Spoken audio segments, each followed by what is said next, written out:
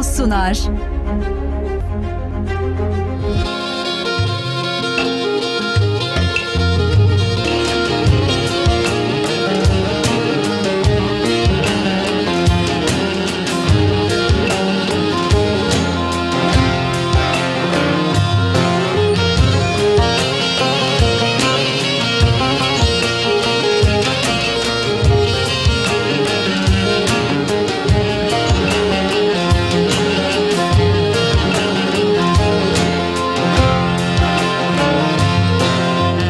Salladı başını öte dönderdi, verdiğim selamı almadı yar yar. Salladı başını öte dönderdi, verdiğim selamı almadı yar yar. Yazdığım mektubu geri gönderdi, el kadar kağıdı salmadı yar yar, salmadı yar yar. Yazdığım mektubu geri gönderdi, el kadar kağıdı salmadı yar yar, salmadı yar yar.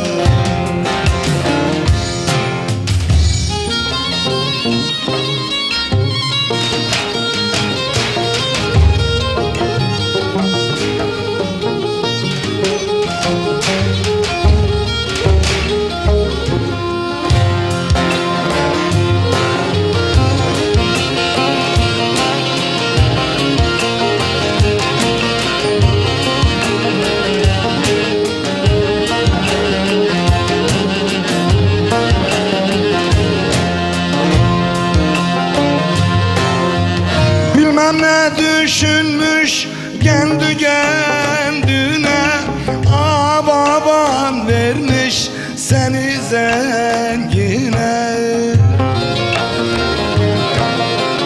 Bilmem ne düşünmüş kendi kendine, baban vermiş seni zengine.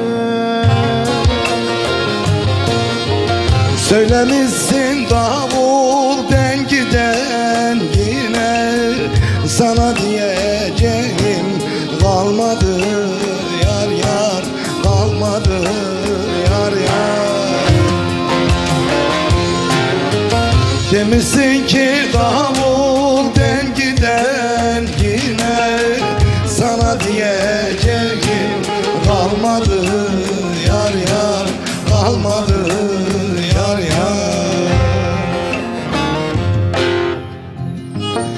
Kırıldı dişlimiz, dönmez şarkımız. 7 yabancıdan yoktur farkımız. Dillerde dolaşan bizim şarkımız. Dün gece radyodan, dün gece ekinden çalmadı yar yar.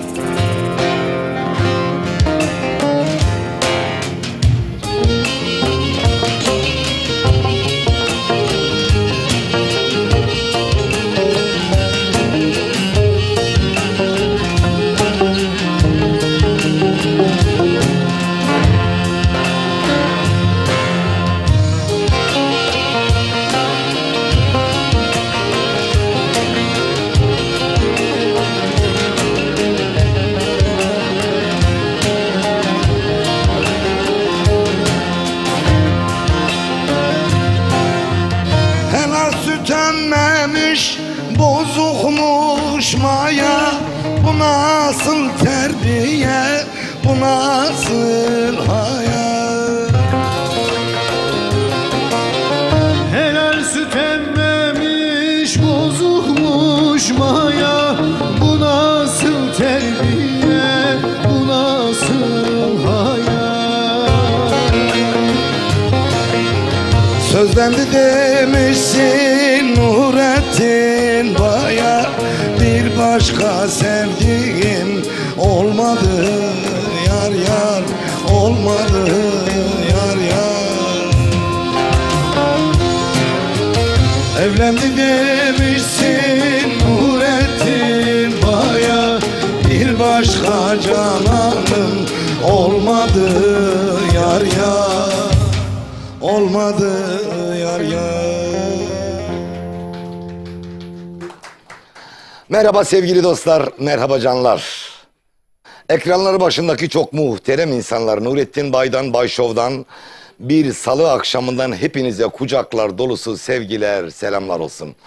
Özellikle yurt dışında yaşayan bütün gurbetçilerimize, Anadolu'muzun bekçilerine, annelerimize, babalarımıza, dedelerimize, ninelerimize, sevgili çocuklara selam olsun. Bizler sizlerin evine konuk olduk, ekran aracıyla hoş geldim, hoş bulduk. Sizler de ekranları başında Bay Show'u izlemeye hoş geldiniz. Sefalar getirdiniz. Hepinizin önünde sevgiyle, saygıyla eğiliyorum efendim. Efendim, yayında yapım emeği geçen tüm arkadaşlarım, rejideki kameraman arkadaşlarım, saz arkadaşlarım, hepimize kolay gelsin diyoruz. Güzel bir türkümüzle başladık. Şimdi konuğumu çağırma zamanı geldi. Ama konuğumu çağırmadan önce şöyle bir duyurum var. Ekranın sağ alt köşesinde bizim WhatsApp üzerinden istek numaramız var. Yani 0541 483 60 60 Tokat'tan. İster Bay Show, ister istek hattı, ister Ekin Türk diye kaydedin. Ama mutlaka kaydedin. Bizden istediklerinizi, bizimle paylaşmak istediklerinizi WhatsApp aracıyla bir kez daha söylüyorum. 0541 483 60 60'tan gönderin gelsin. Efendim, hemen konuğumu alıyorum. Konuğum Karadenizli. Kendisine sizler alkışlıyorsunuz. Ben de çağırıyorum. Kim geliyor? Nihal Dede geliyor.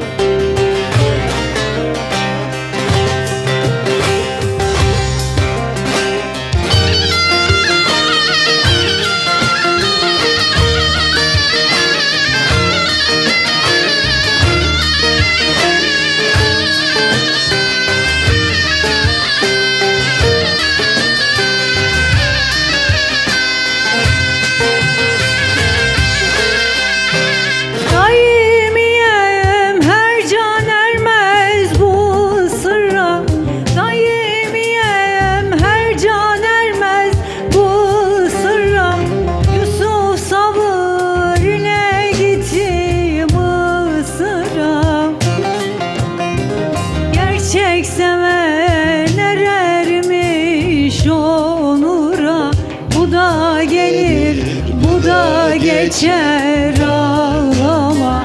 Bu da gelir, bu da geçer ağlama.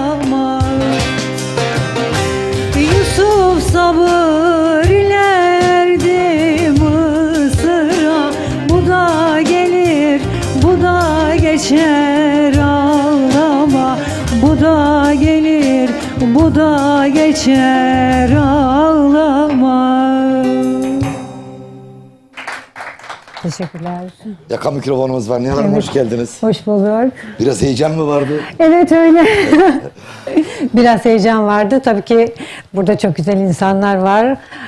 Arkadaşlara çok teşekkür ediyorum. Efendim sevgili Suat Hocam, Cihat Bahçecik sanatçı kardeşim aynı zamanda yarın akşam sizlerle beraber olacak. Değerli kardeşim, sanatçı kardeşimizle beraber gelmişler.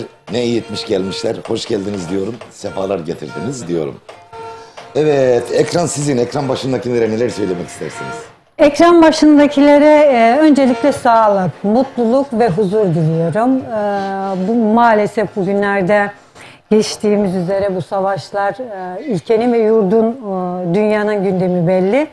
Vallahi barış, huzur diliyorum, mutluluk diliyorum, iyi düşünelim, sabırlı olalım, kavga etmeyelim. Maalesef ben bunlara değinmek istiyorum. Herkes birbirine hoşgörülü olsun. Aynen öyle. Sizi hemen yerinize alıyorum. Çok teşekkür ediyorum. Sevgili dostlar, bizden önce güzel bir program vardı. Sizler izlediniz. Özlem dolu türküler değil mi?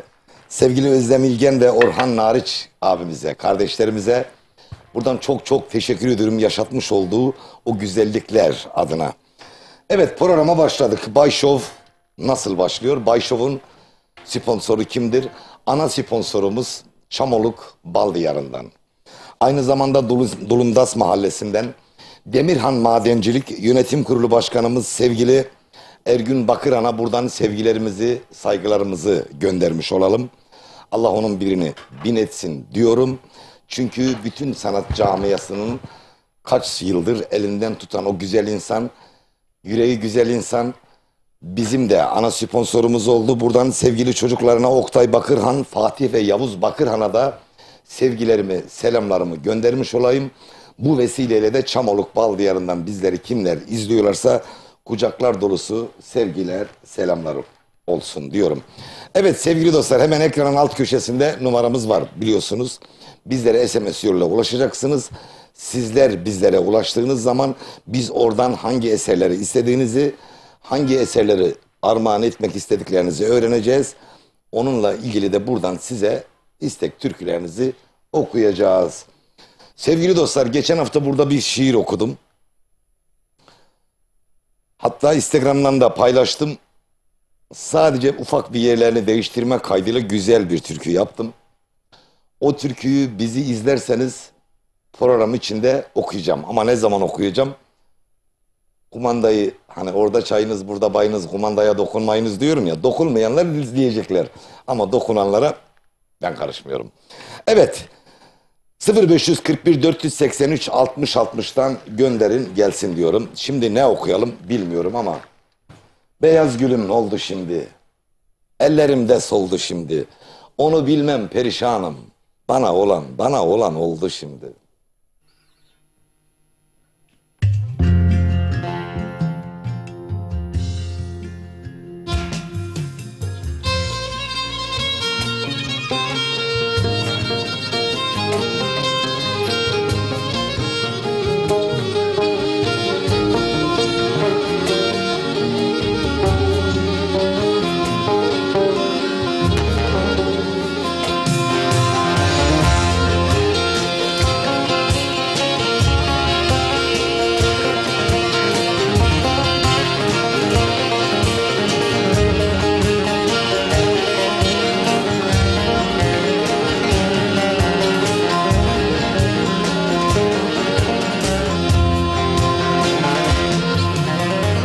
O sen miydin aşkım aşkım uğrunda ölürüm diye? O sen miydin beyaz gülüm yanında olurum diye? Beyaz gülüm ne oldu şimdi, ellerimde soldu şimdi, onu bilmem perişanım, bana olan oldu şimdi. Beyaz gülüm nerede şimdi, sandı beni derde şimdi,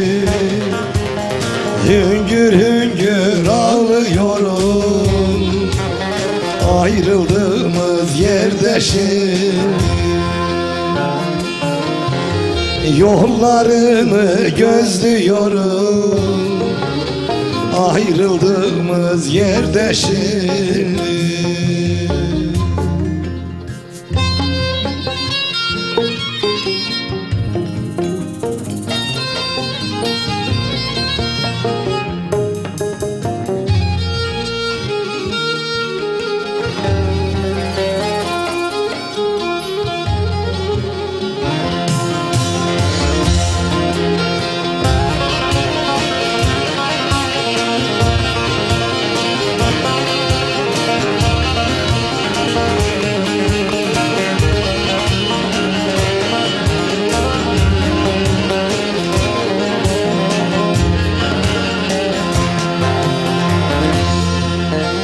O sen miydin aşkım aşkım, gidersen özlerim diye. O sen miydin beyaz gülüm, yolunu gözlerim diye. Beyaz gülüm ne oldu şimdi? Ellerimde soldu şimdi. Onu bilmem besbeterim, bana olan oldu şimdi. Beyaz gülüm nerede şimdi? Saldı beni derde şimdi. Yollarını gözlüyorum, ayrıldığımız yerde şimdi. Hüngür hüngür ağlıyorum, bıraktığı yerde şimdi.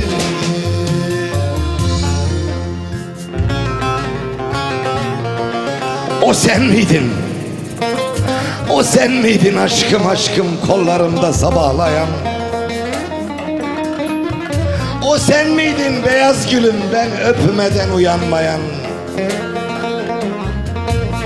Beyaz gülüm nerede şimdi? Saldı beni derde şimdi. Yollarını gözlüyorum, hüngür hüngür ağlıyorum. Sevdiğim askerde şimdi.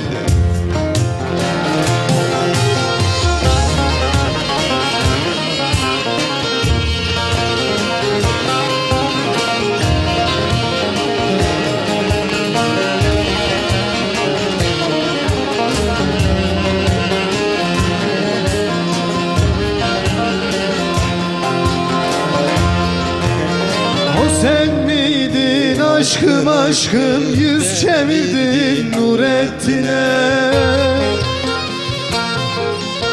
Neredesin beyaz gülüm, dayanamam hasretine. Beyaz gülüm ne oldu şimdi?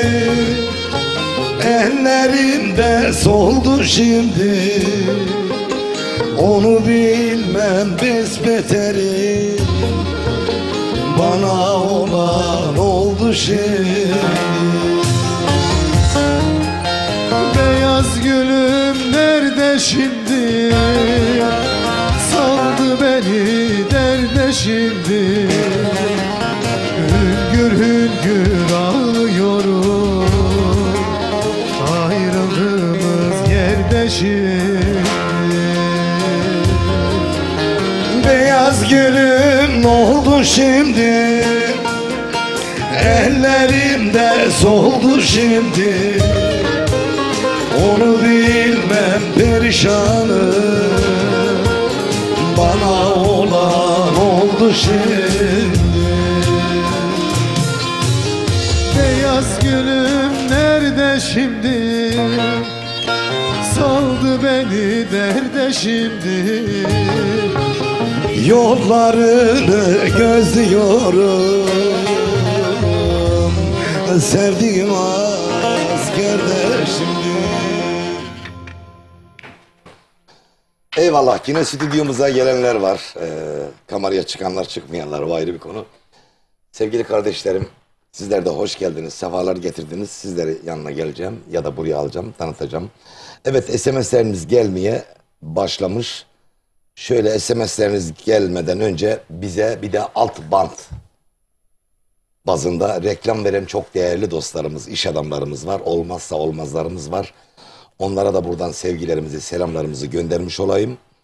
Efendim Yüksel Parça Boyama ve Tekstil. Yine Çamoluk Bal Diyarı'ndan Yeniceli o güzel insan Yüksel Sağız abime. Ve buradan ailesine, annesine, babasına, tüm çalışanlarına kucaklar dolusu sevgiler, selamlar olsun. Erzincan klip sponsorumuz aynı zamanda. Daha önce bir yıl boyunca hatta daha fazla televizyon ana sponsorumuz olmuştu. Allah onların kazancını birini bin etsin inşallah diyorum. Yine Kardeşler Hafriyat. Şebin Karahisar'da nerede bir inşaat yapılıyorsa, nereden bir kürek toprak alınıyorsa sevgili Fatih Dumanlı'nın imzası vardır. Buradan Fatih Dumanlı'ya aynı zamanda inşaatçı kardeşim Şebin Karahisar'da yapmış olduğu bütün müşterilerine, kendilerine, kardeşlerine sevgiler, selamlar olsun. Afkar Mobilya, Camlı Kahve, Bağcılar Caddesi üzerinde bizim de ailecek mobilyalarımızı aldığımız esnaf bir kardeşim. Sivas'ın Yiğidolarından Ecevit Erdem'e de buradan kucaklar dolusu sevgiler, selamlar göndermiş olayım. Evet Nihal Dede sizi bir tanıyalım mı? Biz tanıyoruz ama sevgili Ben Artvin Suat Şavşatlıyım ama Türkiye'liyim. Türkiye'nin her yerinden. Türkülere gönül verdim. Yaklaşık 10 yıldır profesyonel olarak türkü söylüyorum. İçimden geldiği gibi çok seviyorum türkü söylemeyi. Böyle işte ben buyum. o zaman bir tane daha söyleyelim. Peki söyleyelim. Klibimiz gelsin mi? Siz nasıl istiyorsanız. Hadi gelsin klibimiz. Siz de klibe eşlik edersiniz. Buyurun. Deli gönül. Vay deni görür. Ağzınıza sağlık, yüreğinize sağlık. Teşekkür ederim. Klip güzel olmuş. Kim çekti? Firma ismi söylemiyoruz ama. Yok o firma ismini Arkadaşın söylemeyeceğim. ismini söyleyebiliriz. Yunus diye bir arkadaşımız var. Selam olsun. O çekti. Ben de buradan selamlarımı gönderiyorum. Güzel bir çalışma. Teşekkür ederim. Sağ olun. Efendim sizi yerinize alıyoruz yine sevgili dostlar. Benim gönül dostlarım var. Onlara selam göndermesem olmuyor. Sevgili Süleyman Can abi seni bir gün stüdyoya bekliyorum. Süleyman Can abimiz de Güzeller klibimizin sponsoruydu. Onun da bizde çok emeği var. Kendilerine, eşine, çocuklarına buradan kucaklar dolusu sevgiler, selamlar gönderiyorum. Mustafa Türk Yılmaz. Allah seni pekliye klibimizin sponsoru. Yanlış anlarlar da millet. Sevgili Mustafa Türk Yılmaz canım kardeşim. Aynı zamanda ferforje işleriyle de uğraşan güzel insan. Onun da bende çok emeği var. Sevgili alim Türk Yılmaz abimize, İhsan abimize de buradan sevgilerimizi, selamlarımızı göndermiş olalım. Yine diğer bir kardeşlerim var yine. Çetin Turan Ruşen cebime yazmış diyor ki çok yakışıklı olmuşsun diyor.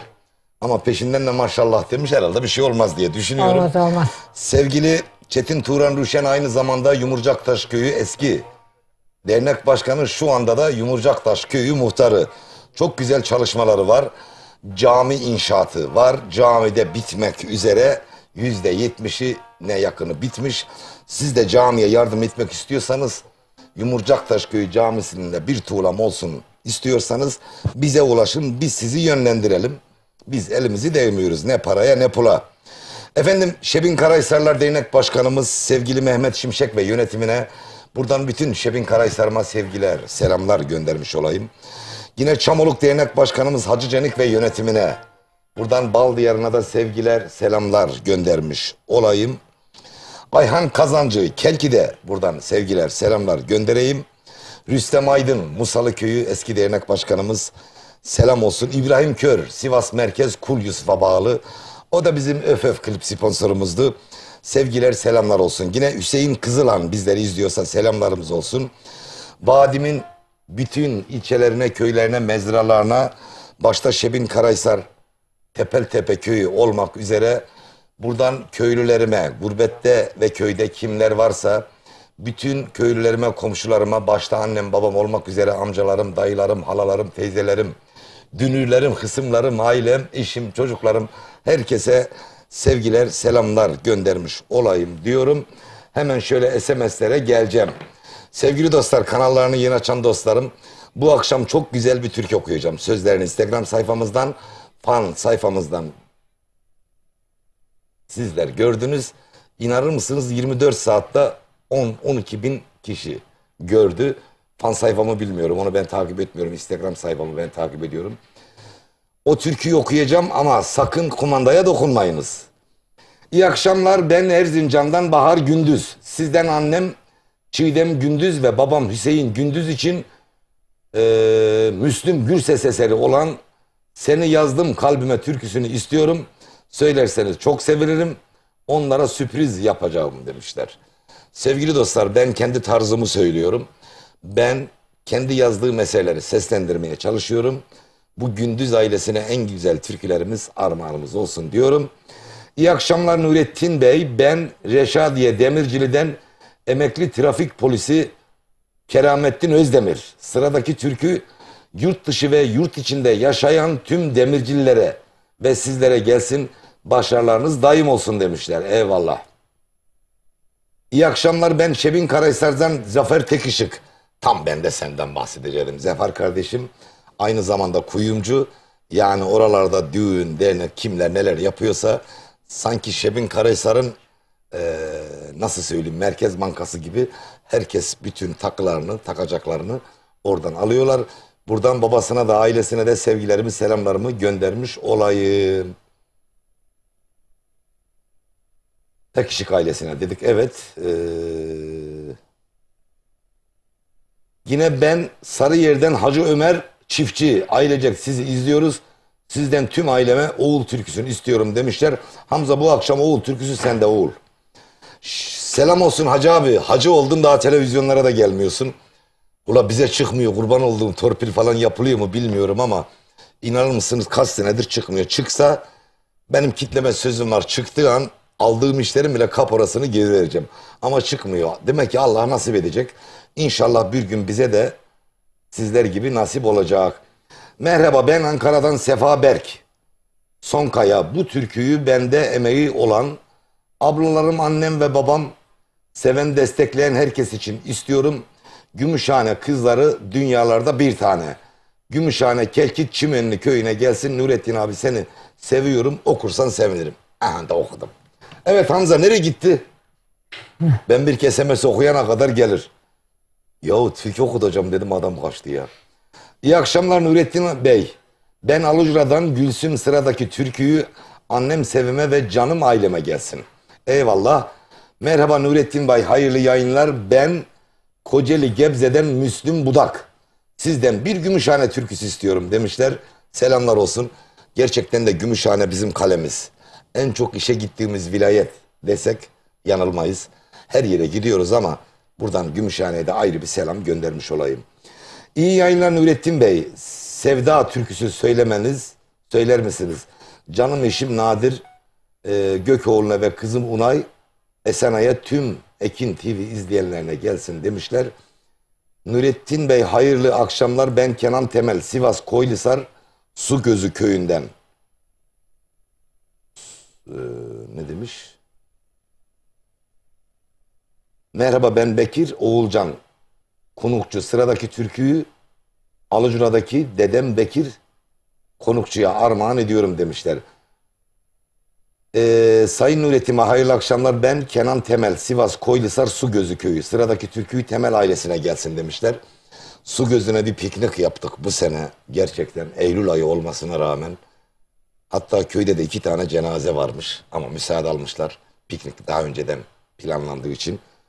O güzel piknikte o kadar güzel bizlere ilgi alaka gösterdiniz ki.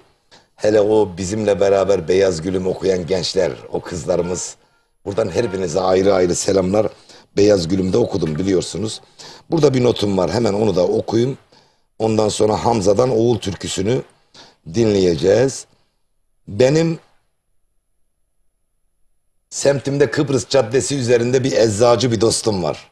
Orada ne kadar çalışan kızlar varsa o kızlarımıza ve başta Eczacı Orhan Yüksel abimiz olmak üzere yanında çalışan Seda, Hilal, Serra, Ayşe ve Yağmur'a selam eder.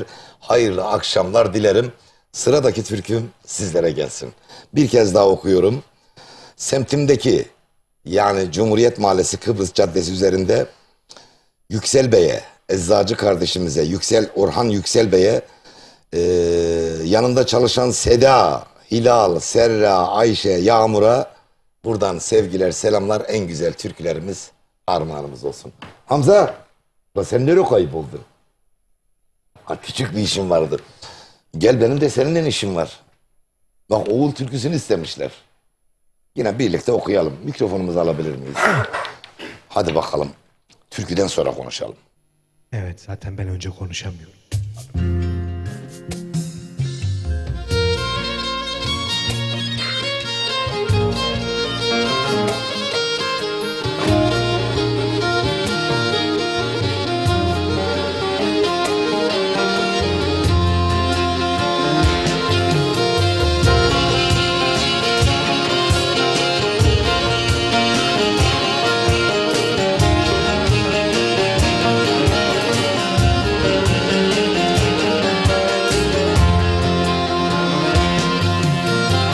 Sana nasihat edeyim, kaşlarını çatma oğul. Biz babadan böyle gördük, hiç yabana atma oğul. Ömür oldu bende yarı, geçti ömrümün baharı. Kazandın ehtibarı, sen ol da satma oğlum. Ömür oldu bende yarı, geçti ömrümün baharı. Kazandım ehtibarı, 3 kuruşa satma oğlum.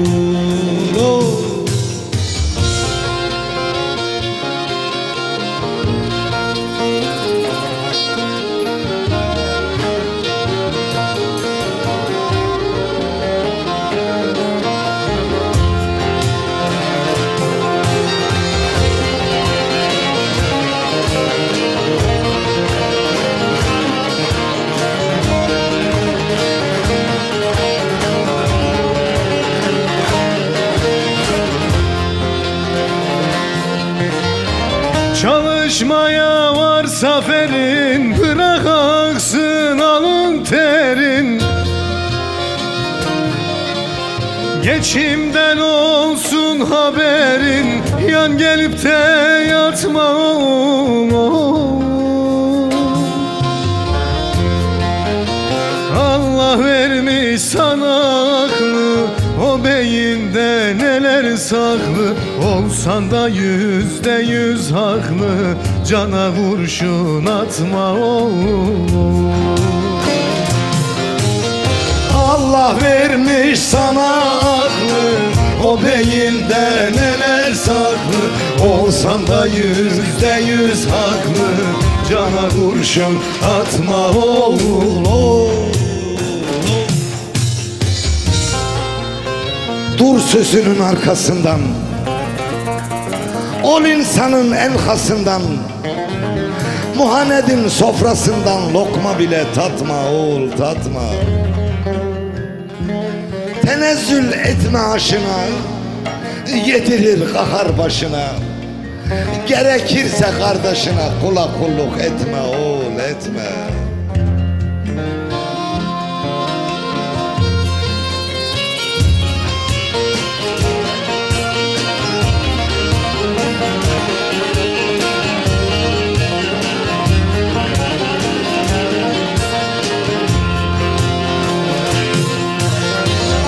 Sözlerim senin için, eşle dostla iyi geçin. Evladın başı için kimseye kin gütme oğlum. Ecel alır nuretini, bil nefesin kıymetini. Helal kazan servetini, mala haram katma oğlum.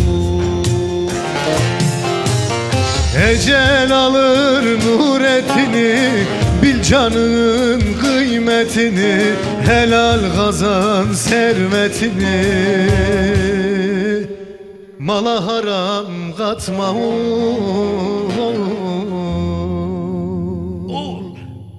Hoş geldin Uğur. Hoş bulduk. Her hafta beraberiz zaten. Ekranları başında Ekin Türk TV. Ekranları başında bizleri izleyenler hoş geldiler. Sefalar getirdiler. Efendim selam bekleyenler var ama bizim sülale çok kalabalık. Birini söyleyince öteki darılıyor. Hepsine selam olsun. Bir de parti kurarım. Baraj aşarsınız. yok abi o zaman kimse oy vermez. Bir de bir amcamın kızı var. İkra. İkra. Köyde görmüştün sen, sarılmıştı sana. Allah Allah. İkra'ya selam olsun, o da bizi izliyor. İkra. Anlatacağım birazdan bir fıkra. Efendim tabii anneannem, babaannem, annem, babam, bizleri izleyen herkese kucaklar dolusu sevgiler, selamlar. Ekranları başından ayrılmasınlar. Ayrılmasın öyle diyor kendileri. Ağzına sağlık Oğuz. Teşekkür ediyorum. Yine beraber olacağız. Hemen şöyle birkaç tane SMS'ime daha geçeyim. Ondan sonra Nihal konuğumdan güzel türküler alacağız işte inşallah. Merhaba, ben Bekir Oğulcan. Konukçu sıradaki Bekir Oğulcan konukçu. Sıradaki türküyü Alıcıra'daki dedem Bekir Konukçu'ya armağan olsun demişler. Alıcıra'ya da sevgiler, selamlar göndermiş olalım. Ben Bayburt'tan Bekir Çiloğlu. Sizden Bayburt türküsü istiyorum. Hayırlı yayınlar demişler. Bayburt'a da selam olsun. İyi akşamlar, ben Erzurum Köprüköy'den Şakir Daşdemir.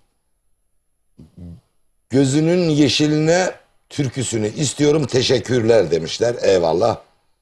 Sevgili Nurettin abim hayırlı akşamlar. Antalya'dan Ömer Alsancak. Sizi özledik Gümüşhane Şiranlar Derneği'nin düzenlediği bahar şenliğine tekrar görmek istiyorum. Saygılarıma tüm Şiranlı hemşerilerime selam olsun demiş. Buradan biz de başkanımıza, bütün dernek yönetimine selamlar olsun Şiran'a. Merhaba, ben Bekir Oğulcan. Bunu okumuştuk, onu da okumuştuk. İyi akşamlar, ben İstanbul Çekmeköy'den sıradaki türküyü bütün Giresunlu hemşerilerime gönderiyorum demiş. Ama kim gönderiyor? Adını yazmayı unutmuş. Selamun aleyküm ve aleyküm selam. Nurettin abi, sizi çok severek izliyoruz. Ben Bayburt Kop köyünden Muhlis Budak. Sıradaki türküyü tüm Bayburt Kop köyüne, halkına gelsin demişler. Eyvallah. Bugün de maşallah ne SMS geliyor ya. İyi akşamlar Nurettin abi, sizden sevmeseydim özler miydim türküsünü istiyoruz. İstanbul 112 acil. Saygılar ekibinize, tüm çalışanlarına, sağlık çalışanlarına gelsin. Hayırlı akşamlar Nurettin Bey. Ben Malatya Yeşilyurt programda Malatya Yeşilyurt Porga'dan Ramazan Kutlu. Sizden dedem şarkısını istiyorum demişler. Hayırlı akşamlar. Buradan Malatya'nın her köşesine de sevgiler, selamlar. Hemen az kaldı. Balıkesir Dursun Bey'den Ramazan Yalçın. Gönlümüzün tercümanı, ruhumuzun ihvanı, güzel kardeşim Nurettin Bey. Önce eşim ve tüm türkü sevenlere dedikodu türküsünü söyler misiniz? Hayırlı yayınlar. Hamza Bey'e, konuğunuza selamlar demişler. Ve aleyküm selam. İyi akşamlar Nurettin Bey. Ben Fikri Avcı ve Toplu Konak Köyü'ne sıradaki türküyü istiyorum. İyi yayınlar demişler. İyi akşamlar, ben Yıprak Köyü'nden Hasan Ay Yıldız. Oğlum ve kızım Merve Sultan Ay Yıldız için sıradaki türkü gelsin. Tüm eserler konuk sanatçı Nihal Hanım'a da, sizlere de saygı selamlar. Başarılarınızın devamını dilerim demişler. Efendim Manisa Demirci'den selamlar abi. Müjgan oyun havasını istiyoruz. Hayırlı yayınlar demişler. Burada biraz duralım sevgili dostlar. 10 yıl önce çıkardığımız bir türkü Ege'nin tamamında marş oldu. Bunu bana yapamazsın Müjgan sosyal medyada inanılmaz reytingler kırıyor. Buradan başta Manisa'dan dağıldı o bölgeye. Oradaki bütün piyanist kardeşlerime, orada düğünlerini yapan tüm arkadaşlarıma, oradaki Müjgan'a eşlik eden, Müjgan'ı benimseyip bağrına basan, Müjgan okuduğu zaman yerinde duramayan baylar, bayanlar, sevgili çocuklar, hepinize kucaklar dolusu selamlar. Bugün Müjgan'ı okuyacağım. Evet Nihal Hanım, Sıra sizde. Evet. Bir dostum dostum diyelim mi? Senden ayrılalı gülmedim dostum, dostum. Hadi bakalım, alkışlar konuğumuza gelsin. Hadi bakalım.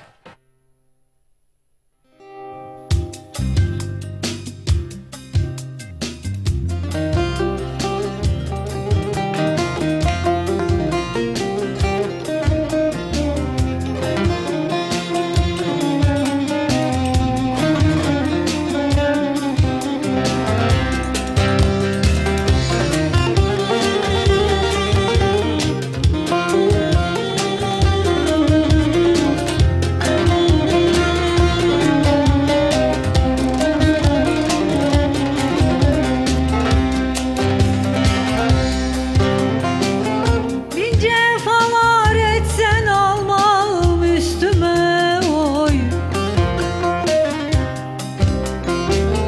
Gayet şirin geldi dillerin dostum oy. Varıp ya dellere meyil verirsen oy. Senden ayrılalı gülmedim dostum, dostum, dostum. Dostum, dostum, dostum. Dostum gelsene canım. Senden ayrılalı gülmedim dostum, dostum, dostum. Dostum, dostum, dostum. Dostum gelsene canım.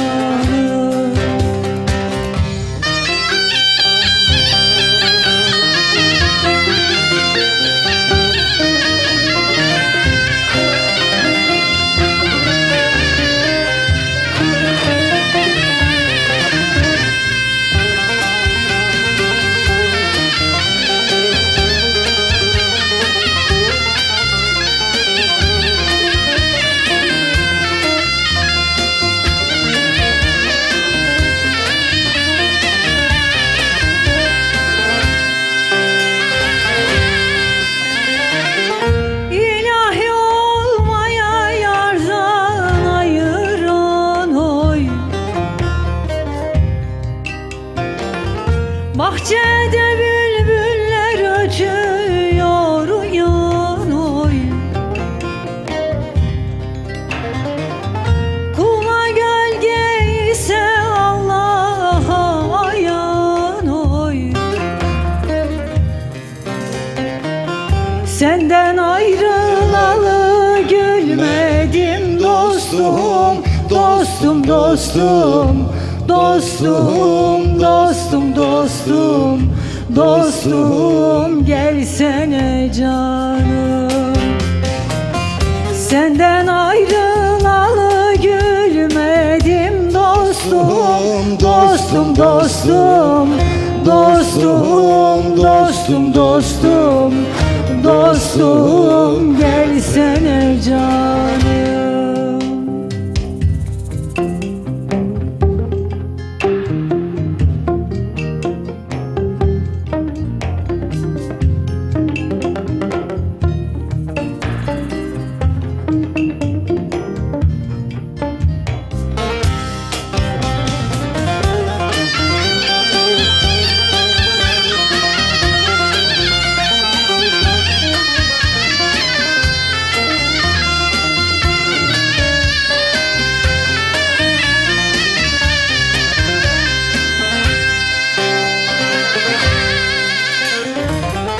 Bir sultan avdalım gülün dermişler oy.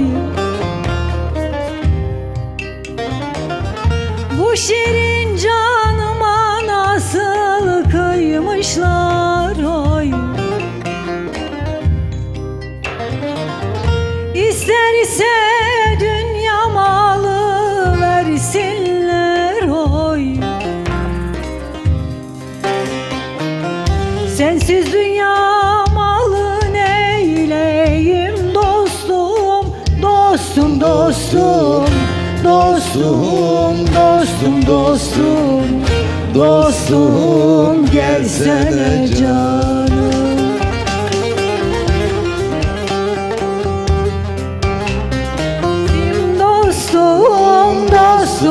dostum, dostum, dostum, dostum, dostum, gelsene canım. Dostum, dostum, dostum, acımdan ostum, ostum. Evet sevgili dostlar, ekranlarını yeni açanlar, hani dedik ya kumandaya dokunmayın, sizi daha bekletmeyeceğim. O güzel eseri okumak istiyorum. İnşallah unutmam. Ben de bazen akıl gidip geliyor. Onun için İnşallah unutmadan okuyacağım. Hadi bakalım arkadaşlar, yeni eserimiz. Adı da Gülüme Değmeyin Benim.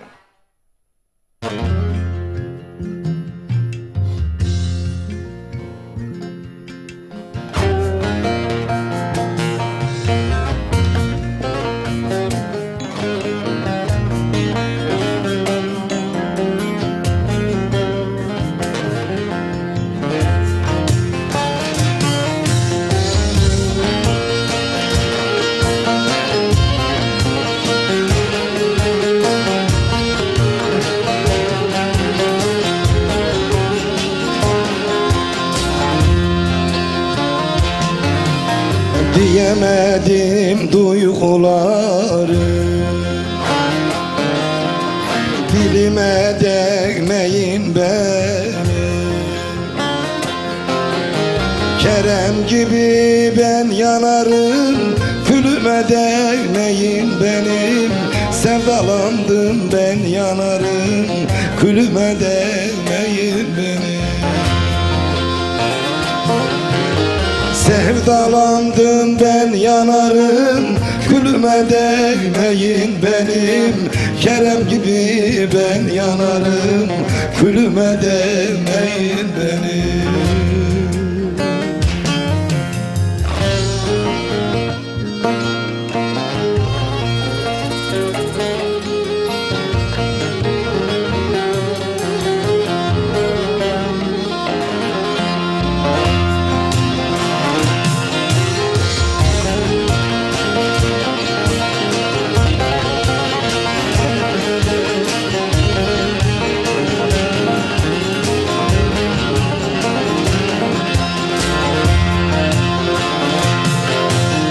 El derdimi ne bilecek, sevdam beni öldürecek. Sizin olsun çiğdem çiçek, gülüme değmeyin benim. Sizin olsun türlü çiçek, gülüme değmeyin benim. Sizin olsun türlü çiçek, gülüme değmeyin benim. Sizin olsun çiğdem çiçek, gülüme değmeyin benim.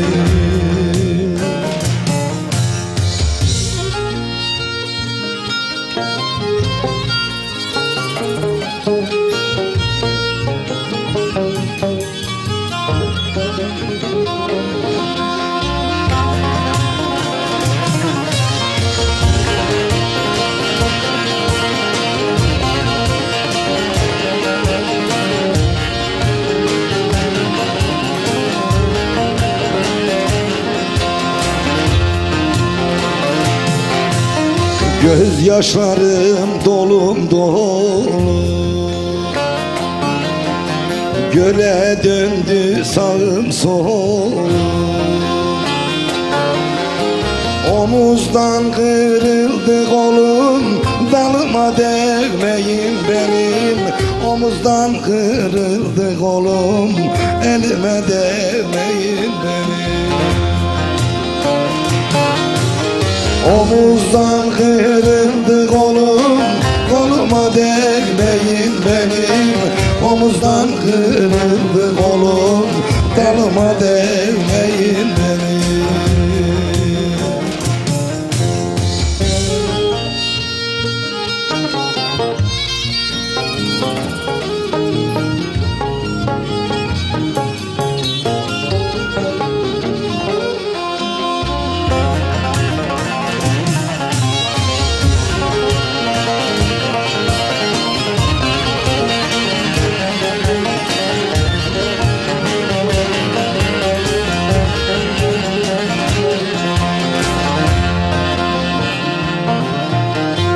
Ay Nuretti yandın ara,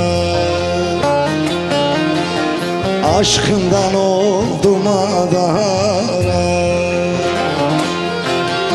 Sazımı astım duvara, telime değmeyin benim. Sazımı astım duvara, telime değmeyin benim. Sazımı astım duvara, telime değmeyin benim. Sazımı astım duvara, telime değmeyin benim. Çok güzel. Efendim ilk defa okudum, yayında ilk defa okudum. Bir güzel eser daha kazandırdık diye düşünüyorum. Ama kaç gece uykusuz kaldım. Sözlerini yazarken, hatta Instagram'da bakarsanız sazıma dokunman benim falandı. Devmeyin daha güzel oldu diye düşünüyorum. Sevgili Fuat kardeşim, Fuat. Evet Fuat. Bu türküyü yaparken ilk sana mırıldanmıştım. İbrahim Akkayar'ın orada. Dedin ki bu iş yapar demiştin. Ben de bugün ne ettim bugün buraya yetiştirdim. Bu türküyü sevenler sevdiklerine armağan etsinler diyorum. Şimdi benim bir teneffüse Sevgili izleyenler, herkese merhabalar. Biz yine Ekin Gayrimenkul olarak şu anda Gelibolu'dayız. Muhteşem güzel bir hava var. Gelibolu Bolayır Mahallesi'ndeyiz. Projemizin hemen yanındayız. Birazdan tabii denizi de göreceğiz. Bütün ekranlardan göreceksiniz. Efendim şu anda burada bulunan, Bolayır'da bulunan parsellerimiz tamamı 205 metrekare. 205 metrekare parsellerimiz imarlıdır. Hemen ana yolun kenarında ve Datça hemen sitesinin yanında elektriği mevcut, suyu mevcut. Hemen ben burayı da göstermek istiyorum. Burada kanalizasyon var. Onu da gösterelim. O da mevcut. Altyapısı imarlı, muhteşem konumda güzel bir araziden bahsediyorum. Ve çok az bir parselimiz var burada. Bu parsellerde 205 metrekaresi 479.000 TL.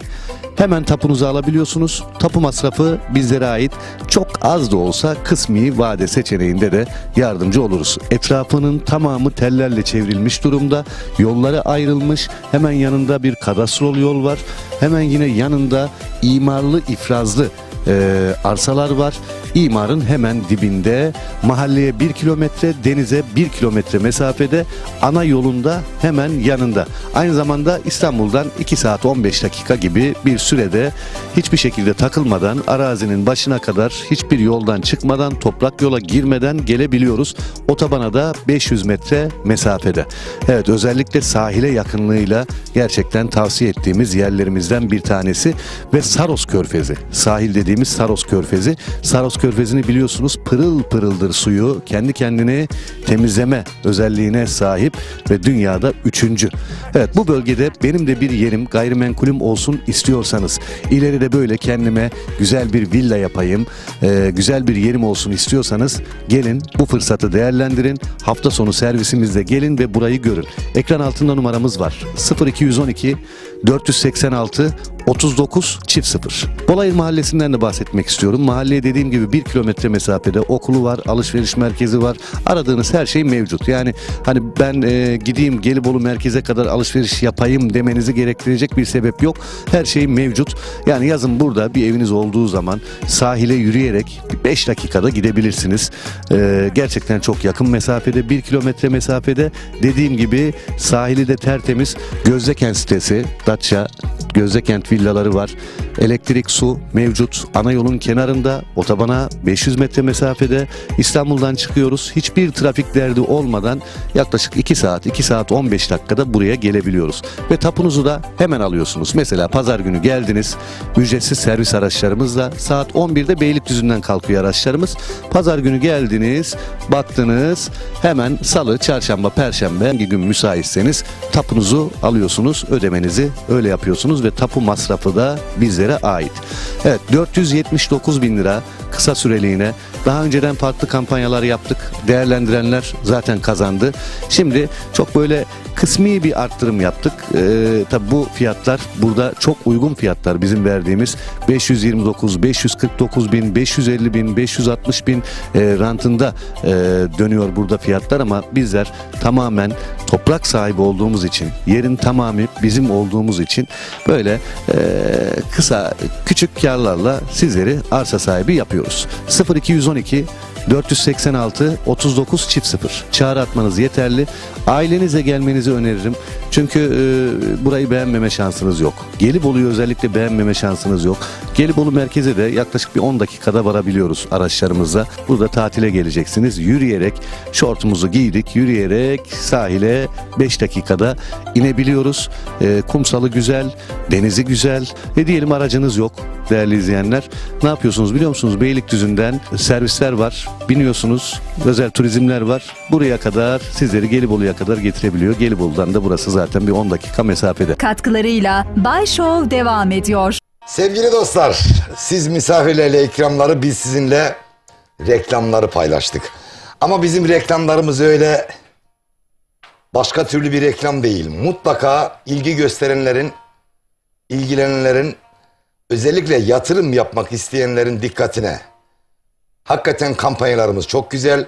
Buradan yönetim kurulu başkanımız Selahattin abimize, Selahattin Bayram abimize sevgilerimizi, selamlarımızı göndermiş olalım. Onun söylediği her söz senettir. Gerçekten orada yatırım yapıp da ben zarar ettim diyenlerin zararını ben karşılarım. Bizim Selo ne demişse doğrudur. Buradan Emrah kardeşime de, Bileceği de selamlar olsun. Yine Cihat Reci'de, canım kardeşim sana da selam olsun. Namı değer Hüseyin Yıldırım Üsük. Sana da sevgilerimi, saygılarımı, en güzel türkülerimi gönderiyorum. Sevgili dostlar, SMS'leriniz gelmeye devam ediyor. 0541 483 60 60'tan istek türkülerinizi bize yazın, gönderin. Şimdi Pamukdede, özellikle halama, sevgili Mustafa kayınçıma, kayınvalideme, eşlerine, çocuklarına, torunlarına gelsin. Dedem anlatırdı. Yürüyerek Giresun'a gidiyorlarmış. Kaç günde? 100 kusur kilometre Giresun. Oradan limandan gemiye biniyorlarmış. Gemide kaç günde gelirse tesadüf gidiyorlar. Yani şu saatte kalkacak değil. Giderken yolda kuşburnu yiye yiye İstanbul'a gidiyorlarmış. Oraya varıyorlarmış ki gemi kaç günde İstanbul'dan gelecek. Sonra kaç günde tekrar İstanbul'a gidecek. O zaman meslek yok. Bütün Anadolu'dan gelenler, herkesin dedesi, ebesi, geçmişte ilk gurbete çıkanların herkesin yaptığı tek ortak meslek hamallık. Elinde urgan ve hamallık. Yani kara lastiklerini yastık yapmalarından tutun, aç susuz telef olmalarından tutun. O dedemin anlattıkları benim hafızamda nasıl yer ettiyse şu anda kendi yaşantımızda kıyaslıyorum. Bu türkümüzü sizlere armağan ediyorum. Herkesin dedelerine, bizim de dedelerimize Allah'tan gani gani rahmet diliyorum. Onlar bugünleri bizlere yaşattıkları için minnettarız. Mekanları cennet olsun. Ayağıma giydiğim kara lastiğim. Hadi bakalım.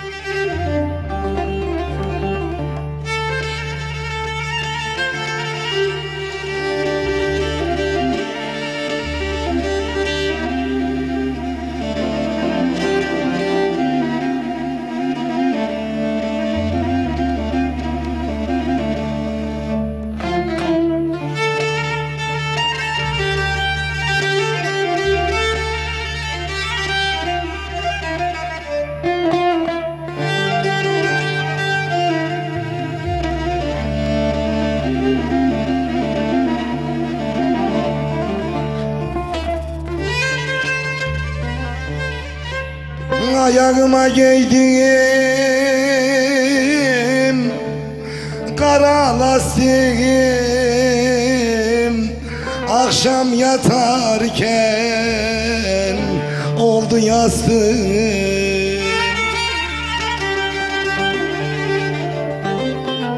Yırtık miltanımı yuyu bastım, bayramda giydim, günümü unutmam ama. Unutmam, unutmam, bunu unutmam. O da var yaydım, günümü unutmam ama.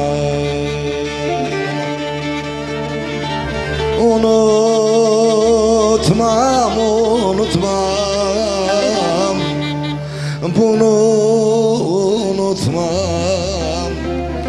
O sığır güldüm, günümü unutmam aman aman.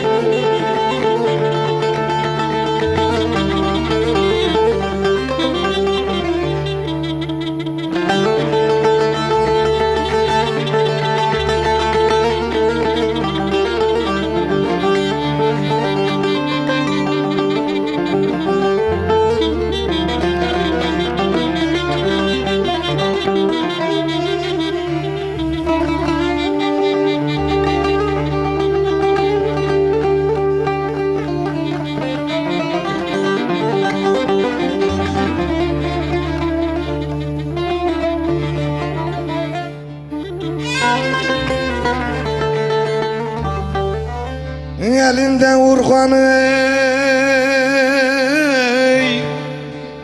gurbet hamalı, yırtılmış hırkası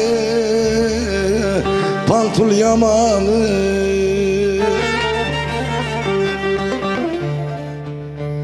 Giyinsem kuşansam İpek şalı, köyneksiz gezdim, dünü unutmam ama. Unutmam, unutmam, bunu unutmam. Asılsız gezdim, dünümü unutmam ama.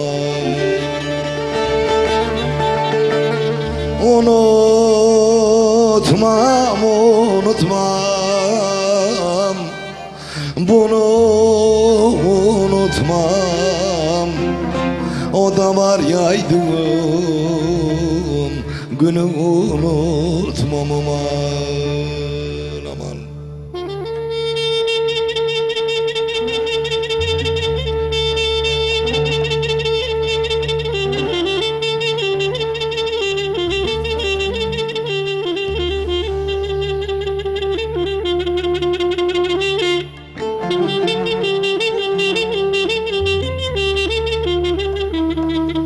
Değneği böğrüne dayardı dedem,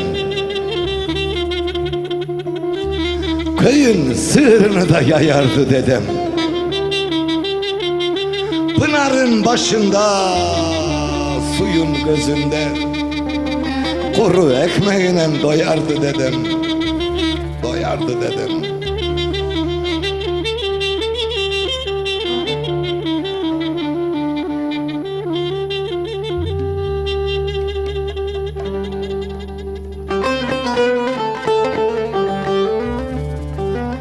Kömürlü trenin paslandırayı, ulaşım hızlandı, uçurdu bayı.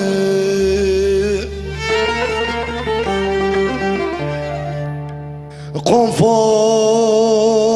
yatağa koysam dayayı, sırtımda keçeyi Günü unutmam aman. Dünü unutmam aman aman.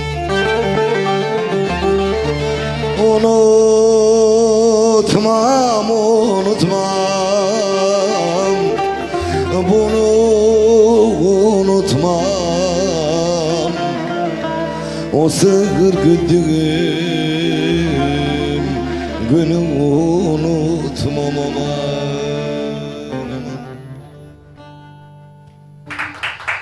Eyvallah. Burada 2 tane genç kardeşlerim var. Bizi demiş buraya kadar gelmişler. Ben onları şöyle buraya bir alsam. Belki selam gönderecekleri birileri vardır. Sılada, gurbette.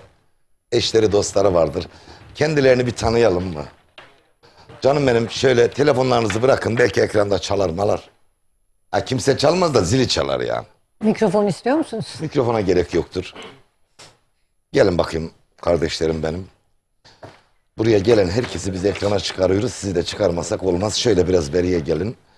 Duydunuz zilin sesini, yarışma başladı. Demeden önce hoş geldiniz, sefalar getirdiniz. Hoş bulduk. Adem Türk, Sivaslılara Şerefiyeliyim. Şerefiyeli misiniz? Evet efendim. Kaç defa geldim Şerefiye'ye ya. Efendim, zaten festivallerimizden, gerekli yöremizin festivallerinden sizleri yıllarca yakından takip ediyoruz.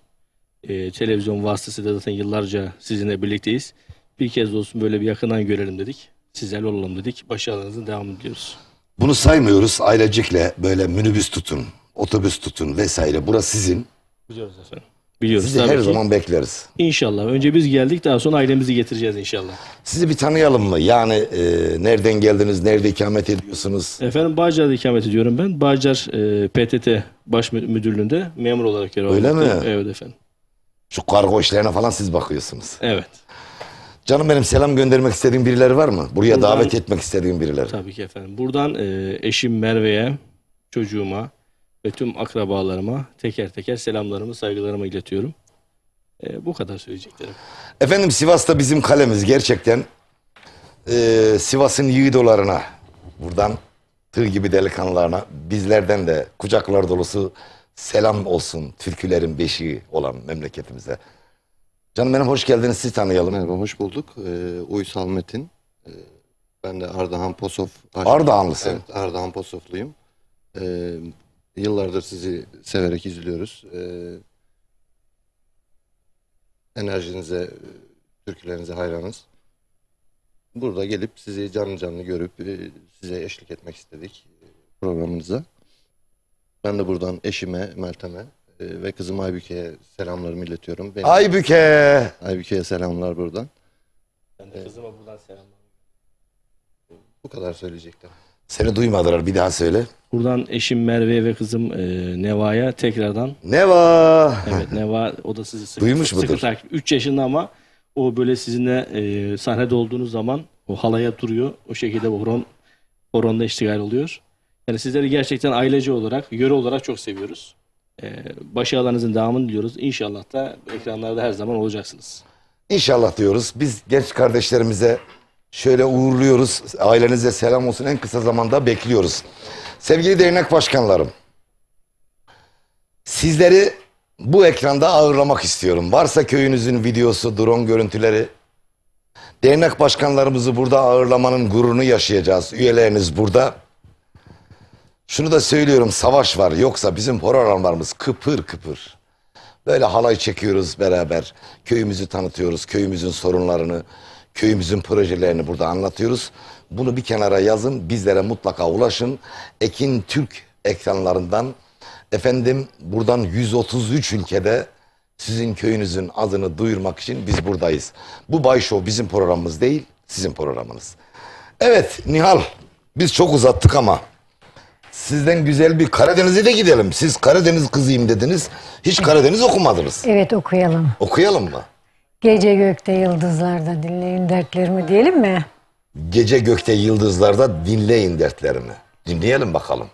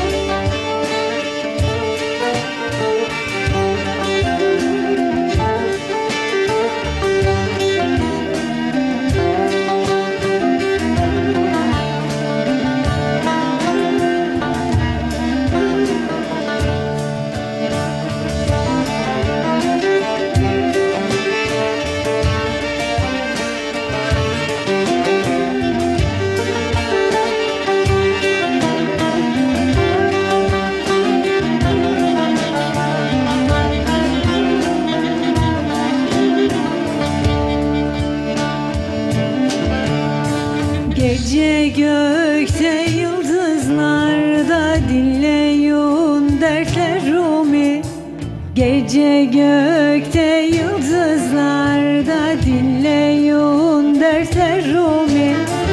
Yarda iman kalmadı oynayın o. Bilmeyi hallarımı, bilmeyi hallarımı. Nayin olma kurbanısın. Nayin olma, nayin ol, nayin olma kurbanı. Çatma kaşların nida, al vereyim bu canı. Nayin olma, nayin ol, nayin olma kurbanı. Çatma kaşların nida, al vereyim bu canı.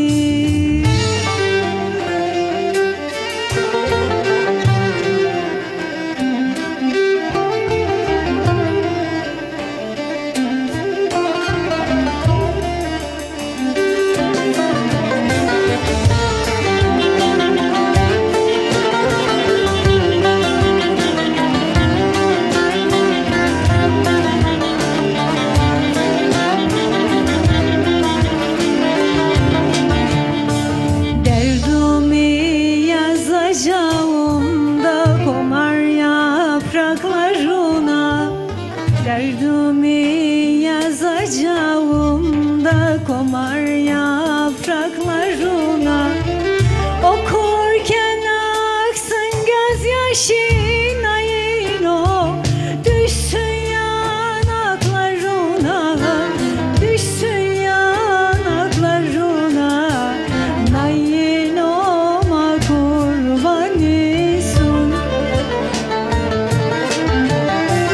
Nayin olma, nayin ol, nayin olma kurbanı.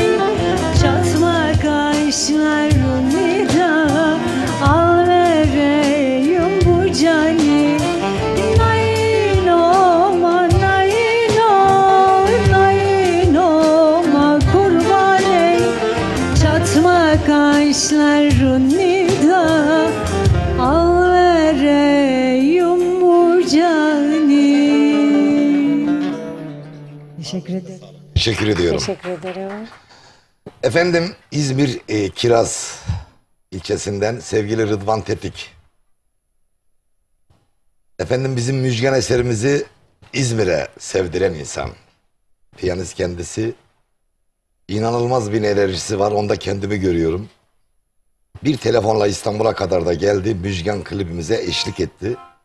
Müjgan klibimizin de çekim aşamasındayız. En kısa zamanda da Haydar Alçık imzasıyla bu kanalda olacak. Şimdi bunu bana yapamazsın Müjgan diyelim mi? Arkadaşlar Müjgan gerçekten, yorumlara bir bakarsanız böyle TikTok'tan Müjgan diye yazarsanız inanılmaz ya. Balıkesir'inden, Muğla'sından, İzmir'inden, atıyorum Ege'de ne kadar köy, ilçe vesaire varsa böyle beni de etiketleyip atıyorlar. İnanır mısınız? Ege bizi bir başka yere taşıyor gibime geliyor. Ege'deki bütün efelere, bütün hanımefendilere, sevgili çocuklara, Müjgan'a sahip herkese, sahip çıkan herkese bu güzel türkümüz armağanımız olsun. Hadi bakalım arkadaşlar.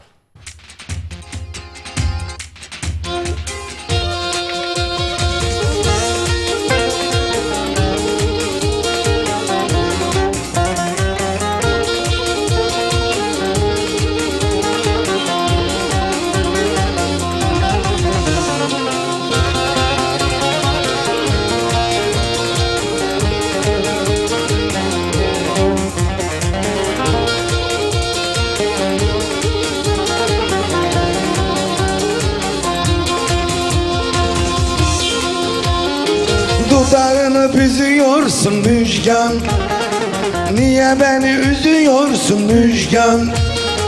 Dudağını büzüyorsun Müjgan, niye beni üzüyorsun Müjgan?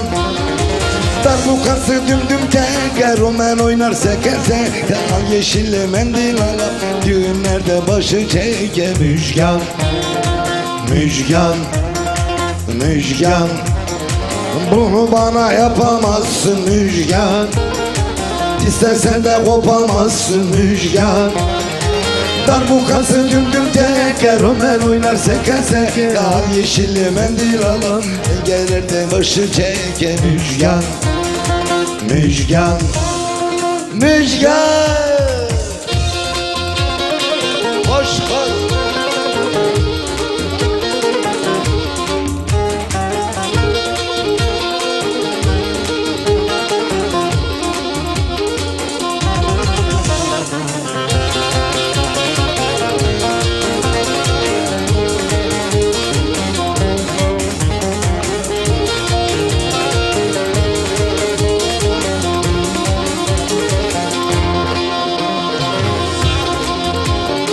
Suratını asıyorsun Müjgan, damarıma basıyorsun Müjgan.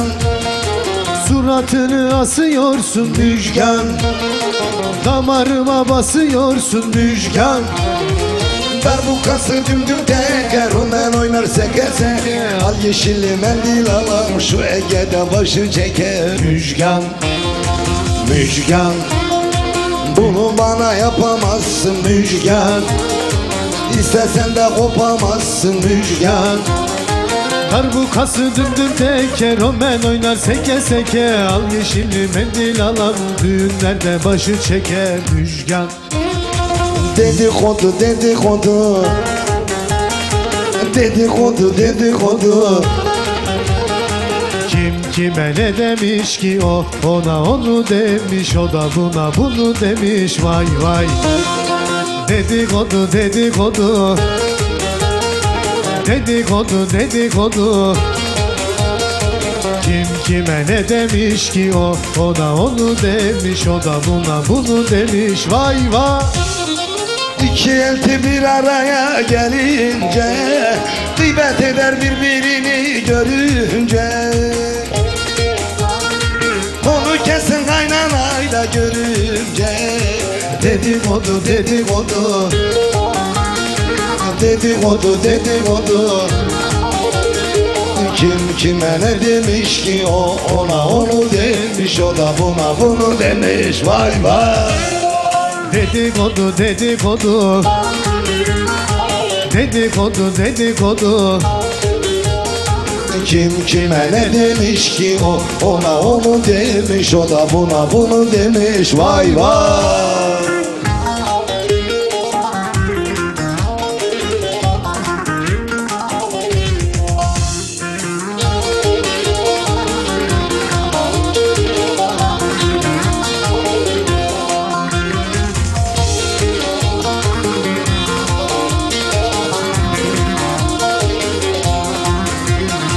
Kaynanası gelinleri ayırmış, gizli gizli küçüğünü kayırmış. Nurettin Bay türkü yazmış, duyurmuş. Yok Dedikodu, dedikodu, Dedikodu, dedikodu. Kim kime ne demiş ki, o ona onu demiş, o da bunu demiş, vay vay. dedikodu, dedikodu, dedikodu, dedikodu. Kim kime ne demiş ki, o ona onu demiş, o da buna bunu demiş, vay vay. Yaşım 20'ye gelmişti, emsallarım evlenmişti. Yaşım 20'ye gelmişti, yaşıtlarım evlenmişti. Dediler ki evde kaldı, umutlarım tükenmişti. Hayallerim tükenmişti. Evde kaldım, evde kaldım, bu sene de evde kaldım. Evde kaldın, evde kaldın, Hamza Duymaç evde kaldı. Yaşım 35'i geçti, 36'dan gün aldım. 36'dan gün aldım. Evde kaldın, evde kaldın, Hamza Duymaç evde kaldı. Evde kaldım, evde kaldım, vallahi ben evde kaldım. Güzelleri eller aldı, çirkin bile bulamadı. Kötü yatı alamadı. Anam birini bulmadı, babam oralı olmadı. Anam oralı olmadı, babam birini bulmadı. Hamza duyma sana yazık, bu civarda kız kalmadı. Buralarda kız kalmadı. Evde kaldım ben bu sene evde kaldım. Evde kaldım bu sene de evde kaldım. Güzelleri eller aldı, çirkin bile bulamadı. Kötü yatı alamadı. Evde kaldın Hamza duyma içeride kaldı. Evde kaldım vallahi ben evde kaldım. Yaşım 35'i geçti, 36'dan gün aldım. Çirkin bile bulamadım. Evde kaldın bu sene de evde kaldım. Evde kaldım ben bu sene evde kaldım. Yaşım 35'i geçti, ben bu sene evde kaldım. 36'dan gün aldım. Efendim Ege'ye çalışıyorum bundan sonra. Yatırım yapıyorum. Evet sevgili dostlar. SMS'leri unuttuk. Ama bir türkü alalım öyle. Peki. Biz de felek çakmağını üstüme çaktı diyelim. Evet. Sevgili Emrah kardeşimizin, Emrah üstadımızın güzel Evet, bir türküsü. güzel bir türküsü. Aşık Emrah. Ben de çoktandır söylememiştim ama çok Hadi bakalım. seviyorum.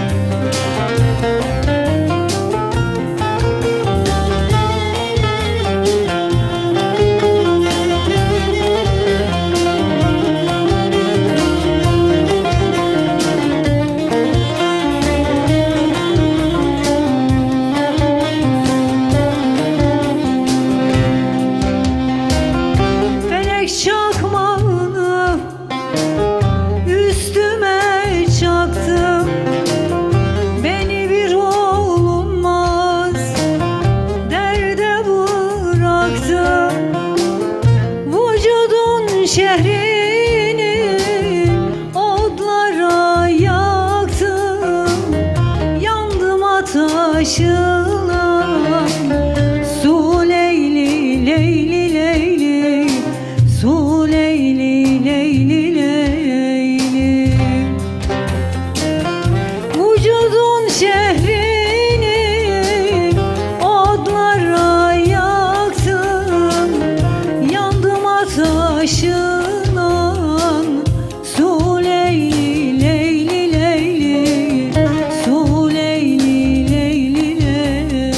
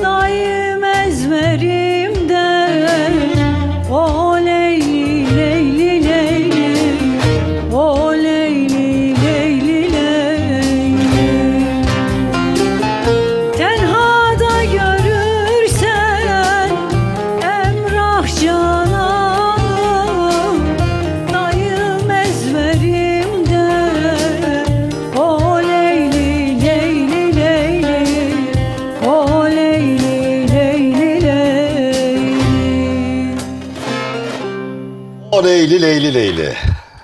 Teşekkürler. Ağzınıza yüreğinize sağlık. Sevgili dostlar, aklıma yeni geldi. Bu cuma günü biz Çağlayan'da en büyük salon, siz bilirsiniz, altı otopark olan, isim veremiyoruz galiba. Ütük amcam kızıyor. Gölovalı dostlarımızın büyük bir ihtimalle Subaşı köyüydü. İkisi aynı aile. Ayan ailesinin nişanında olacağız. Yani bu cuma günü akşam Allah nasip ederse Çağlayan'da Gökçe ve Yahya mı? Evet. Gökçe ve Yahya çiftlerinin nişanını ekibimle beraber yapacağız. Yani bir kez daha söylüyorum. Bu cuma günü Çağlayan'da, Çağlayan'ın en büyük salonunda Nurettin Bey ekibiyle beraber Gölovalı dostlarımızın nişan merasiminde olacağız. Ayan ailesinin. Buradan Gökçe ve Yahya çiftine mutluluklar diliyoruz. Ne kadar önce? 3-5 gün kala diyelim. Sevgili Yetimova sunumuyla bu düğün olacak. Bu düğünü de bize sevgili Yetimova, Hüseyin Yetimova, biliyorsunuz. Onun da televizyon programları var. Sunumu çok güzel. Festivallerde falan. O güzel kardeşimize de selamlar olsun. Ha bir de Hüseyin'im, montumu unutma cuma günü. Geçen kışa yetiştiremedim, bu kışa bari yetiştirelim diyorum. Hemen şöyle SMS'lerime geçiyorum. Bu ara Türkiye milli maçı var Galler'le. Zaten grup liderliğimiz 1 puan alsak da yetiyor. Şu anda sonuç kaç bilmiyorum ama bilen varsa bana sonucunu yazsınlar. İyi yayınlar, ben Şebin Karahisar Taççılı köyünden İlhan Taççı. Sıradaki türküyü tüm Taççılı köyüne armağan ediyorum demişler. Selamımız olsun. Gebze'den İsmet Kurtarıcı, adına İnce Dayı, dedemle sizi izliyoruz. Çok eğleniyoruz demişler. Arkadaşlar, Gazze olayı nedeniyle eğlenceli program yapmıyoruz. Yani hareketli türkü, horon oynamıyoruz. Oynatmıyoruz. Bize de yakışmaz. Sıradaki türkümüz önce dedenize, sonra size armağanımız olsun. İyi akşamlar Nurettin Bey. İstanbul'dan sizi izliyoruz. Sıradaki türküyü biricik annem için istiyorum. Hayırlı akşamlar demişler. Eyvallah. İyi akşamlar. Sıradaki türküyü Gaziantep'te görev yapan uzman çavuş Bekir'e armağan ediyorum demişler. İyi yayınlar, Ankara'dan Oktay. Yine karlar yağdı başıma, çalarsanız sevinirim demişler. İyi yayınlar, sizden düğününü hatırladım dün gibi eserini istiyoruz demişler. Okuyalım arkadaşlar. Çok değerli kıymetli Nurettin Bey, Pendik'ten Serpil ben. Sıradaki kıymetli türkünüzü eşim Dursun, kızım Simanur, oğlum Efe Sarı Maden için rica ederim, saygılar demişler. Saygılar bizden. Selamun aleyküm ve aleyküm selam. Ben Bursa'dan Mehmet Kılıç, Tokat Zile'de yaşayan babam Bekir Kılıç ve abim Mesut Kılıç için yola bakın gel, belki gelen babamdır türküsünü söylemenizi rica ediyorum demişler. Bütün babalara selam olsun. Ailecek beğeniyle izliyoruz.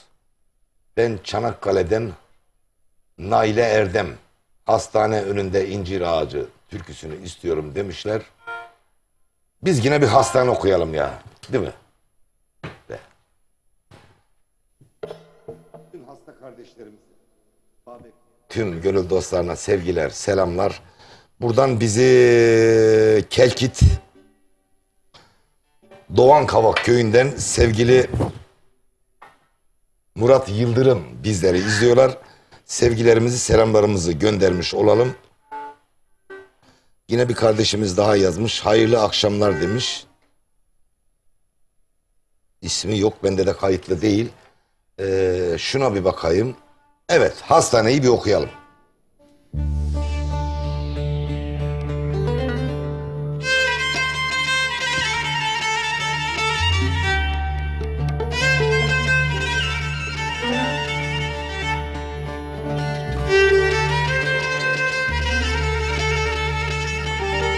Hastayım, yatmışım hastahaneye. Tabipler ne demiş? Tabipler ne demiş tanıma benim? Yaşama senedim yoktur seneye. Hücreler yer etmiş, hücreler yer etmiş hanıma benim.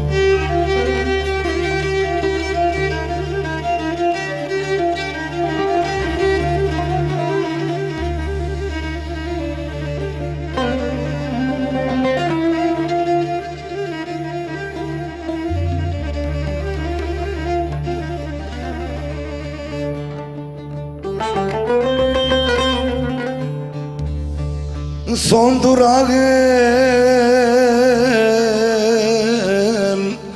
oldu çapa,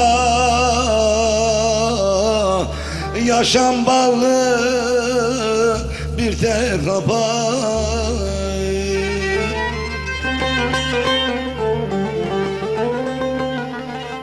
Kar yağsa da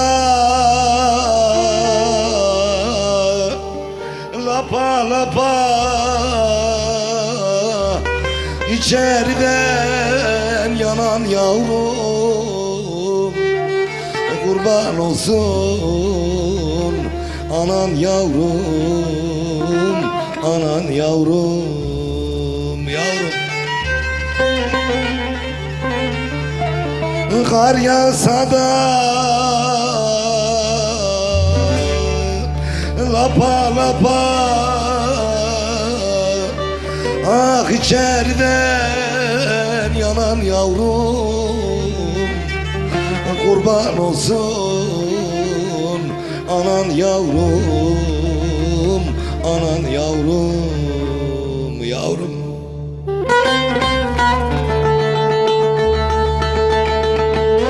Geçen yıl bu zaman sapasağlamdım, serum şişesine bağlandım kaldım.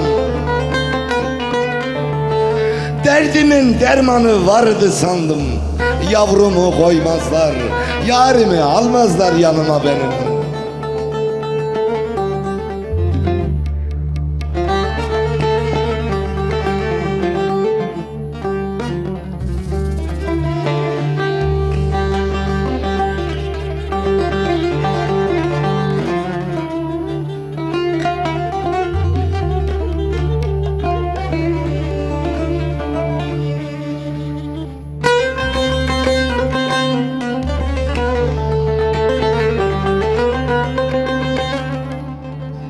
Dinmez oldu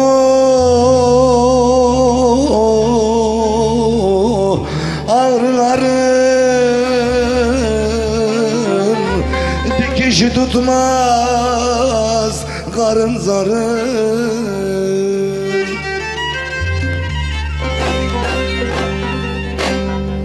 Başucumda yavrularım, aç gözünü uyan yavrum, acılara dayan yavrum, dayan yavrum, yavrum. Ah başucumda kuzularım, aç gözünü uyan yavrum, acılara dayan yavrum, dayan yavrum, yavrum.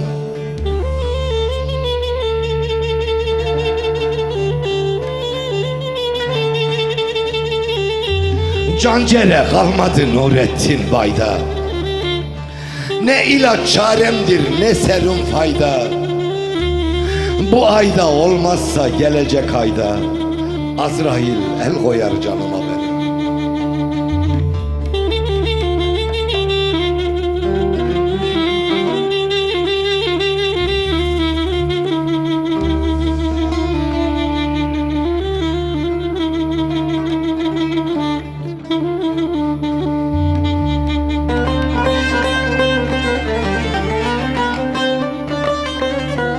Yavrum sana derdin azar, yaraların her gün azar.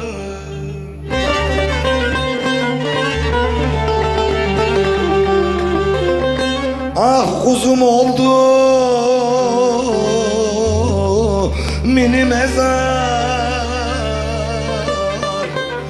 görpe yaşta ölen yavrum, ciğerini bölen yavrum, bölen yavrum, Kopuyorum ya, bu türküyü okunca gerçekten kopuyorum. Bütün hastalarımıza Allah acil şifalar versin diliyorum. Herkesin bir hastası, hasta yakını, onu da biliyorum. Allah dermansız dert bırakmasın. Şifasını bekleyen hastalarımıza şifa suyu yüzü hürmetine Rabbim şifalar ihsan eylesin. İnşallah dermansız dert kalmasın. Sözün bittiği yer gerçekten bir ömür yani. Bu arada da Erzincan Refah'ya Göksekili dostlarım, Direk ailesi, bizi böyle bir zamanlar giyindirip kuşandırıp kıyafetimizi özenle ütüleyen o güzel insanlar, aynı zamanda kuru temizlemeydi. Selahattin Direği kaybettik dün. Cenazesine gidemedim ama duyunca şok oldum. Sevgili Selahattin kardeşimizle Allah'tan rahmet diliyoruz. Tüm yakınlarına, kardeşlerine de duyanlar selamımızı iletsinler. Zaten kendilerine başsağlığı diledim. Mekanı cennet olsun kardeşim benim diyorum. Sevgili dostlar, orada çayınız, burada bayınız. Kumandaya bir kez daha dokunmayınız. Milli ağaç kaç onu öğrenip hemen dönüyorum. Madencilik katkılarıyla Bay Show devam edecek.